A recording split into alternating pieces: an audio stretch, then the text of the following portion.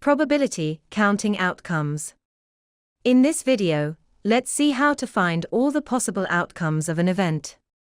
Probabilities always add up to 1. Probability equals number of ways for something to happen over total number of possible outcomes. 4 coins are tossed. What is the probability of getting exactly 3 heads?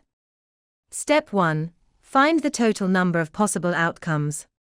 Whenever a coin is tossed, it has 2 outcomes, head or tail. Total outcomes for 1 coin equals 2.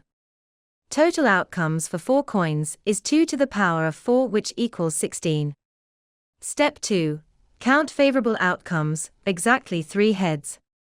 To find that, let's assume that in every outcome, only one of the coins is a tail and the other 3 coins are heads. So, 4 outcomes can have exactly 3 heads. Step 3. Calculate probability. Here, the number of outcomes with exactly 3 heads is 4. The total number of outcomes for 4 coins is 16. Probability equals 4 over 16, which becomes 1 over 4 on simplifying.